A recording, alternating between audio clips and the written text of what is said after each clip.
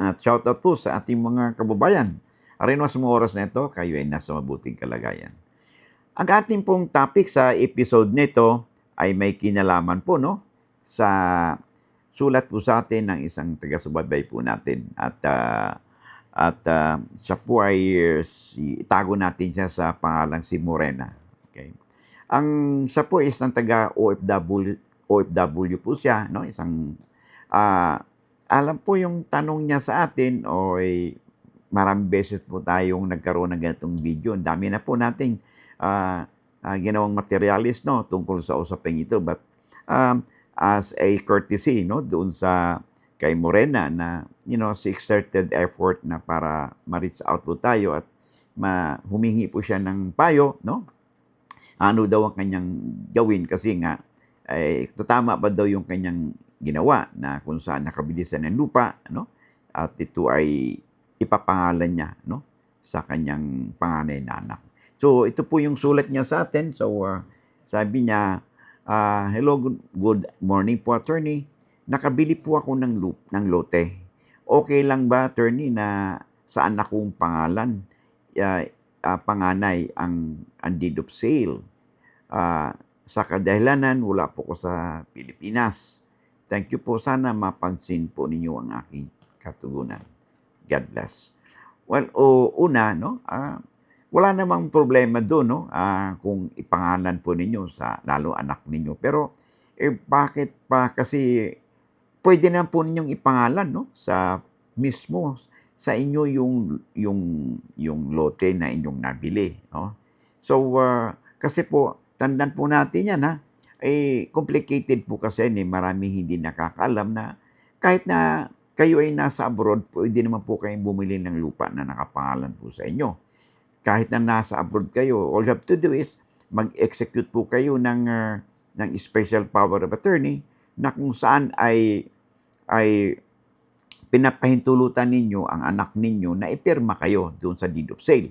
Pero kayo pa rin ang nakapangalan sa deed of sale bilang buyer upang sa ganun pagparehistro po nito doon sa Register of Deeds ay pangalan po ninyo ang nakalagay po sa registration at pag na-issuean po ng titulo ay pangalan po ninyo ang nakalagay po sa titulo ng lupa o sa tax declaration certificate.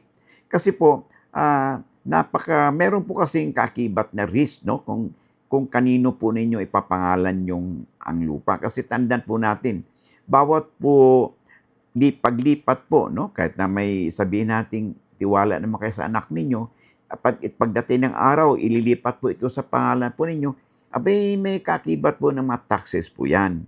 Bawat lipat po ng pagmamay-ari ng lupa, may kakibat na taxes na bayarin yan. At katakot-takot din ang abala na gagawin, lalo na sa paglalakad po nito sa mga dokumento.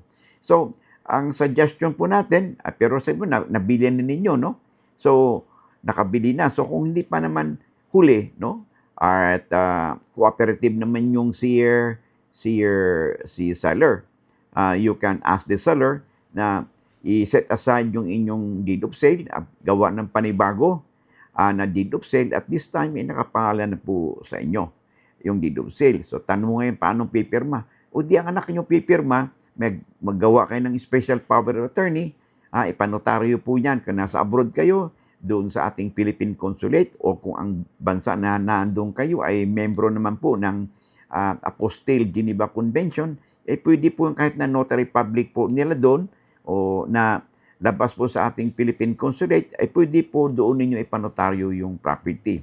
At nakalagay doon sa inyong SPA, Special Power of Attorney, na binigyan nyo ng authority, ang inyong anak na ipirma kayo, doon sa deed of sale, makipag-ugnayan sa Register of Deeds, sa Assessor's Office, sa BIR, sa paglalakad po, ng mga papeles for and in your behalf. In this way po, ay mas nakatipid po kayo sa incidents at naiwasan po ninyo ang situation na inabot po ng iba nating mga kababayan natin na bumili po ng lupa, nasa abroad sila at pinangalan po ito kahit kanino-kanino lang. O kahit nasabihin natin anak po ninyo, kasi simple lang po ang mathematics po dyan. Halimbawa po, pinangalan niyo sa anak ninyo, okay, yung lupa, yung titulo. Okay, no questions, kayo yung may-ari na tuong-tuong may-ari. Pero 'wag namang ilapit po, lalo na kung yung anak ninyo may asawa o maaaring binata pa ngayon, pero after a while nagkaroon po siya ng asawa at 'wag namang ilapit po ay namayapa o pumanaw po ang inyong yung anak, knock on wood. Aba'y ang possibility po ay na ito'y angkinin na tuluyan ng kanyang yung mga heirs po niya o yung kanyang asawa. Kasi maaaring sabihin nila, "Ba, kasama yan sa ari-arian namin." So that could pose a problem. Okay? Or another is yung inyong kung saan niyo pinangalan yung property, yung titulo. Siyempre kung siya ay nakapangalan po dun, ay pwede po niyang ibenta yun. Pwede din po niyang isanla ng maaari hindi mo alam dahil hindi na kailangan pang hindi na kailangan pang ipaalam sa'yo kasi siya yung nakapangalan dun sa titulo. So, pinaka-the best mong gawin ay yun nga, ay kung maaari lang, kung mahabol mo pa, no? Na kausapin mo yung si seller, lalo pat hindi pa notarized ang dokumento, no? Kausapin po ninyo na baguhin yung deed of sale at kayo ang ipangalan doon sa deed of sale bilang buyer. Okay? At yun nga, at doon magpagawa po kayo ng special power of attorney. Pirmahan nyo dyan sa kung saan bansa kayo naroroon. And then ipadala yun sa Pilipinas by courier. No? So upang sa ganun, magamit po ito ng inyong kinatawan sa Pilipinas, yung inyong anak na siyang magiging authorized representative ninyo, na gamitin po niya yung SPA na yan upang kilalanin ng ating mga ahensya ng gobyerno ang deed of sale na ipirma kayo ng inyong anak, no, doon sa Pilipinas at authorized din siya na makipag-ugnayan, no, sa BIR, sa Assessor's Office at saka sa Register of Deeds hinggil sa pagproseso, paglakad, pagparehistro ng inyong bilihan. In this way, maiwasan po ninyo yung inconvenience pagdating po ng araw in terms of pagpalipat po ng property, no, na papunta sa inyo. So, kung maaari niyong gawin yan, mas mabuti na sa ngayon pa lang, no, ay maitama na ninyo kung ano yung dapat ninyong gawin. Hindi lamang kayo ang ano dyan ang mga ganitong may situation. Ang dami na po. Dami na po tayong video na ginawa tungkol po rito. Ganun din, similarly situated. Siyempre, sino bang pagkatitiwalaan ng pamilya, no, na nasa abroad? Siyempre, yung kanyang pamilya rin. So, ipinangalan doon sa anak, no? Pero pinangalan lang halimbawa sa kapitbahay o sa kamag-anak, no?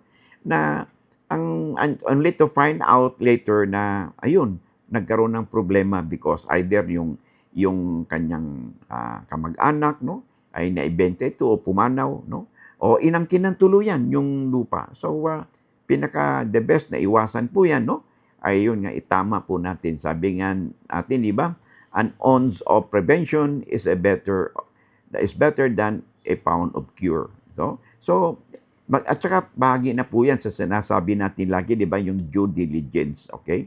So, wag po kayong basta-basta na lang na lumundag, no, doon sa area na hindi po ninyo kabisado kayo. Mas buti ngayon ay dumulog kayo sa Batas Pinoy, kahit paano ay meron po kayong mapupulot na aral, no, sa mga pinag-usapan po natin.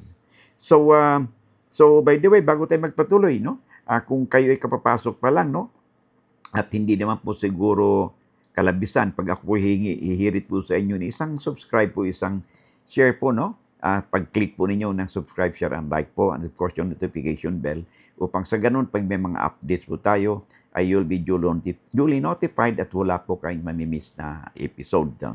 At of course, meron na po tayong paki-spread po yung good news. Meron na po tayong account sa Facebook, no? Batas Pinoy, and you can also follow me there, and you can also ask your friends na may account doon. Paki-follow naman yung ating Facebook account upang sa ganon na mapalawig pa natin ang ating advokasya na makapagbigay po tayo ng legal informasyon na kalaman sa ating po mga kababayan.